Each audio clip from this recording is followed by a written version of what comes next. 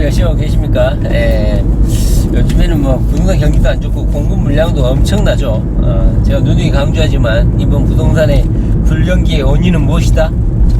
세계 경제가 불황이어서 대한민국 경제가 안 좋아서 전혀 그런 거하고 상관이 없습니다. 오직 정부의 인위적인 부동산 억제 대책, 제도, 규제, 그 중에서도 가장 강력한 대출 규제 때문에 현재 부동산 불경기가 진행되고 있다. 김현미 장관이 그랬죠. 저번에 인터뷰에서 대출 규제만큼 강력한 무기가 있다는 것을 알았다면 내가 이미 부임할 때부터 처음부터 실시했을 것인데 나의 가장 큰 패착이다, 착오였다, 이렇게 말을 했죠. 그러니까 부동산 대출 규제가 가장 약방이 제대로 먹혔다, 이렇게 김현미 장관이 자부심을 갖고 있는 대출 규제죠. 그러다 보니까 김현미 장관이 문재인 대통령이 부동산 가격 잡으면 피자 막 쏜다고 했었죠. 그 정도로 문재인 정부가 관심을 가지고 있었던 부동산 경기였기 때문에 김현미 장관이 대출 규제를 푼다든가 자신의 소신을 깎는 일은 거의 없을 것이다. 내년 총선 김현미 장관이 일산 서구인가요? 동구인가요? 거기에 국회의원으로 출마를 하고 국토부 장관을 그만둘 때까지 현재 기조는 바뀌지 않을 것이다. 저번 국토부 장관 인사청문회에서 그 남자가 인사청문회를 통과했어야 되는데 그 당사자도 부동산 투자를 하고 있었기 때문에 낙마했죠. 그 사람이 아마 국토부 장관 했으면 다주택자들 좀 숨통이 트였을 건데, 자, 걱정이죠. 자, 오늘은 박동수 저자의 대한민국에서 큰 부자 되는 법이란 책을 다 읽었습니다. 뭐 읽으신 분도 있겠지만, 자, 혹시 읽으신 분들 중에 느낀 점 있습니까? 몇 가지만 좀 말씀을 드려보려고 합니다. 자, 첫째는 박동수 저자도 다주택자잖아요. 그러다 보니까 이번 문재인 정부의 새로운 대출 규제에 맞이해가지고 엄청난 고생을 한 것 같다, 이런 것을 책에 가감없이 표현을 하신 것 같아요.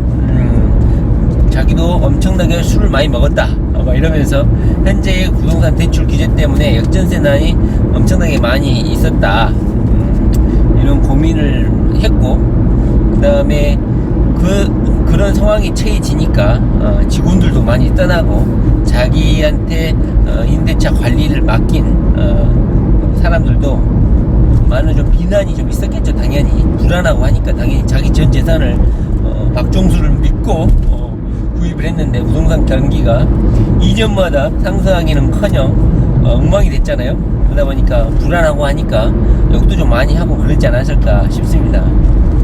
근데 박종수 저자가 하는 일이 임대주택 관리하고 무슨 보험 판매인가요?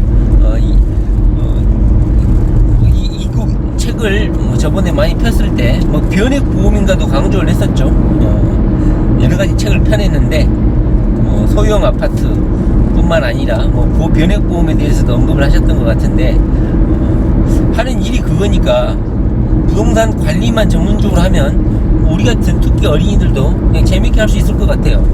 그러나 우리같이 이런 트래픽 파이터들, 출퇴근 극심한 체증과 싸워야 되는 이런 천민, 특히 어린이들 입장에서는 돈도 벌어야 되고 직장 생활도 해야 되고 부동산 투자도 해야 되고 이러다 보니까 약간 좀 어렵죠. 전문적으로 매달리기가 힘들죠. 그러나 박정수 저자 같은 경우는 하는 일이 임대 관리니까 계속 고민을 하고 방안을 강구해 보면은 나름대로 아이디어를 많이 발굴해낼 수 있을 것 같다는 생각이 들어요. 자, 그래서 첫 번째는 이런 역전세난을 맞이해서 박정수 저자도 많은 고생을 했고 욕도 좀 얻어먹고, 그 다음에 자신을 믿고 처음에 따랐던 많은 분들도 떠나고 이래서 술도 많이 마시고 많은 스트레스를 좀 받았던 것 같아요. 자, 그런데 두 번째로 박정수 저자의 특유의 긍정적인 그런 생각들, 그리고 자신감, 그리고 암을 극복했다고 하죠. 대부분 암을 극복했다는 사람들이 쓰는 책이라든가 그런 강연에 보면 항상 자신의 그런 암 투병 경험이라든가 그런 역경들이 하나의 그냥 광고 수단이 많이 되죠. 우리 박종수 저자도 자신의 암투병 경험이 여러 책들에 계속 등장하죠. 반복적으로. 뭐 그거는 충분히 그럴 수 있다고 생각합니다. 왜냐면 암에 걸렸다. 이것 자체가 사람들의 정신적 멘붕을 멘붕을 가져오는 엄청난 충격적인 일이죠. 아무리 뭐 암이 작은 뭐 경한 암의 단계라고 할지라도 암 걸렸다 그러면 여러분들이 암 걸렸다 그러면 어떤 생각이 드십니까? 상당히 뭐 충격적이겠죠. 그걸 극복하고 보험 판매도 열심히 하고 해가지고 돈을 벌어가지고 아파트 개수를 늘려갔다 뭐 이런 식이었죠. 저는 그래요. 세 번째 박종수 저자는 자기가 무슨 한전인가요? 한국전력인가요? 정확히는 모르겠습니다. 하여튼 그런 공사에 다니다가 너무 재미가 없어서 보험업 쪽으로 일을 바꿨다고 했는데요. 저는 그게 조금 신뢰가 안 됩니다. 아마도 뭔 일이 있어서 보험 쪽에 일을 시작하게 되지 않았을까 하는 생각이 듭니다. 공사에 다니다가 조금 지루하고 따분해서 보험업을 한다? 그게 설득력이 있습니까?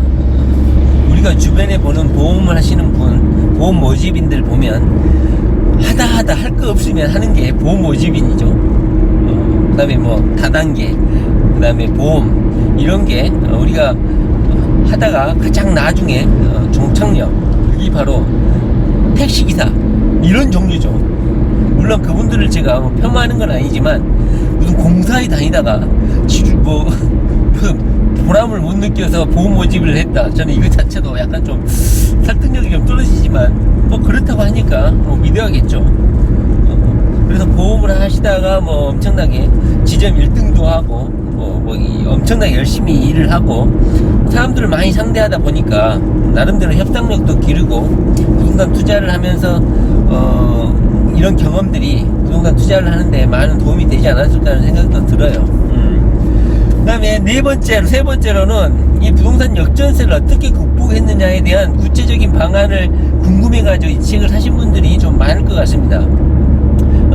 목차를 보면은 자기가 나 박종수는 완전히 틀린 게 있다 하면서 지방 산업단지 주변이라든가 그 다음에 전세시장이 점점 사라지고 월세시장이 될 것이다 이런 부분하고 그 다음에 역전세는 발생하지 않을 것이다 이런 주장이 틀렸다고 하면서 목차 하나를 제가 저번 동영상에서도 말씀을 드렸죠. 그 부분 그대로예요. 근데 그 주장 자체가 박종수가 주장하는 모든 거예요. 그러니까 자신의 모든 주장이 다 틀린 것이죠. 박종수가 왜 이 책을 썼을까? 저는 그런 생각이 좀 많이 들었어요. 물론 그 책 쓴 이유에 대해서 적나라하게 말을 하진 않았지만 자기가 이 역전세를 극복하기 위해서 나름대로 노하우를 개발하고 온라인 서핑을 통해서 나름대로 역전세를 극복하는 방법에 대해서 고민을 했다 이렇게 썼더라고요. 아마도 박종수 저자가 제 블로그를 보고 제 동영상을 보고 역전세 해결 방안을 찾지 않았을까 하는 생각이 듭니다. 제가 역전세 해결 방안 한번 올린 적 있죠. 다주택자가 역전세 밤을 지새면서 역전세 방안을 고민했다고 제가 영상 한번 올린 적 있죠. 그거 비슷한 것 같아요. 저는 박종수 저자의 책이 출간되기 전에 제가 글을 올렸죠. 박종수 저자 책이 출간되기 전에 제가 동영상을 올렸죠. 그러니까 박종수 저자가 제 동영상을 보고 글을 썼는지는 잘 모르겠는데 해결 방법은 비슷했던 것 같습니다. 아마 박종수 저자 이 책을 사시는 분들은 역전세에 대해서 너무 고민이 많고 해결이 난망하니까 한번 해결 방법이라도 제시하지 않을까 하면서 이 책을 샀을 거라고 생각을 합니다. 그런데 자신이 갭투자에 관련된 책을 쓰니까 대한민국의 갭투자가 너무 화랑이어서 너무너무 많이 증가해서 대한민국 아파트 시장이 교란이 됐다 이런 막중한 책임감도 드러냈죠. 물론 박종수 저자 책을 보고 갭투자에 나서신 분도 상당히 많았을 거라고 생각합니다. 그리고 박종수 저자가 자기가 갭투자라는 것을 대한민국의 최초의 소개를 하셨다는 식으로 말씀을 하시는 것 같아요. 그런데 갭투자가 박종수 저자가 말하기 전에도요 부동산 투자 선배님들 부동산 투자 선배님들이 이미 갭투자에 대해서 노골적으로 주장하면서 책을 많이 펴냈죠. 이미 10수년, 20년 전부터 이 갭 투자에 대해서 많은 분들이 갭 투자와 관련해서 책을 펴냈어요. 그런데 갭 투자라는 용어를 갭 투자라는 단어 자체를 본격적으로 쓰지 않았을 뿐이지 책에서는 그런 내용을 그래프까지 그려가면서 도표까지 그려가면서 설명한 책들이 상당히 많았습니다.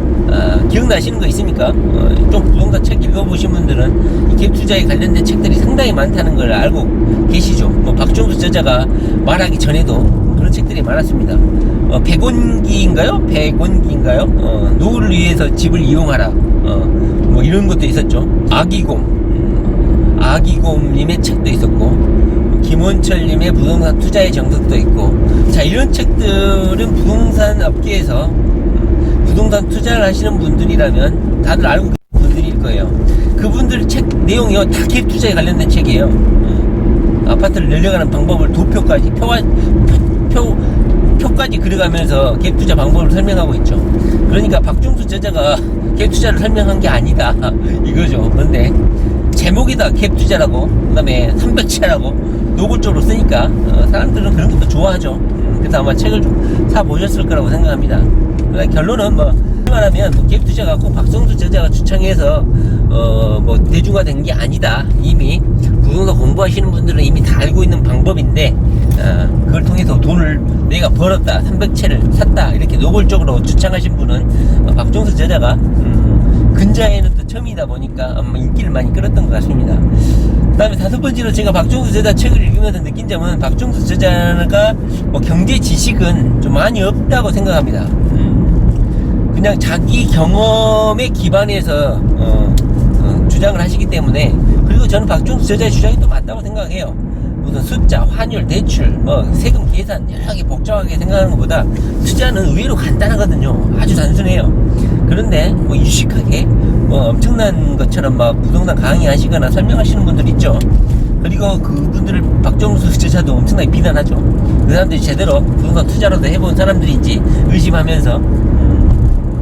근데 제가 느낀 점은 박종수 저자의 가장 큰 문제점은 뭐냐면, 지난 시절 30년, 20년 지난 부동산 시절에도 부동산 경기가 이렇게 흘렀고, 정부의 대책에 따라서 이렇게 있었고 했기 때문에 앞으로의 부동산 시장도 다시 또 옛날처럼 이런 순환과 반복을 할 것이다.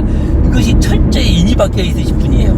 그러다 보니까 우리나라 부동산이 1, 2년 후에는 다시 또 정부가 정책을 또 변경을 하고 부동산 경기가 화랑이 될 것이다, 이런 확신을 갖고 있어요. 그러다 보니까 1년, 2년 이런 역전세 나는 과감하게 인내를 하고 견디겠다, 이런 십자가를 지는 듯한 이런 참겠다, 이걸 슬기롭게 극복하겠다, 이런 자신감이라든가 긍정적인 마인드를 나타내고 계시죠. 저는 그거 맞다고 생각합니다. 1년, 2년 후에 무조건 부동산 경기는 좋아질 것 같아요. 그러나 제가 저번에도 말을 했지만, 전세가는 박종수 저자가 말하는 것처럼 단계식으로 계속 상승하지는 않아요. 왜냐면 건물의 낙후도가 계속 증가할수록 전세가는 정체되거나 오히려 하락하게 되죠. 박종수 저자가 말하는 6억 원대 이하, 3억 원대 이상, 2억, 4억 이런 중저가 이런 아파트에서는 물론 가능하겠지만, 이것도 아파트가 어느 정도 새 아파트일 경우에 해당되는 것이고요. 그러니까 무조건 2년 단위로 계속 전세 상승분을 새롭게 아파트의 그 상승분으로 투자한다, 이런 논리는 아파트의 생명 주기에 따라서 틀린 말이다. 9억 아파트 한번 보세요. 전세가 엄청 낮습니다. 다시 한번 말하지만 음마 아파트 전세가 엄청 낮습니다. 절대 오르지 않죠. 그 다음에 자신의 역전세 해결 방안은 말씀을 하지 않았지만 책 내용에가 답이 다 나와 있었어요. 행간의 의미로 다 알려줬죠. 거기에 제가 말씀드리고 싶은 거는 해결 방법은 그거였어요. 전세 보증금 보험에 들어라.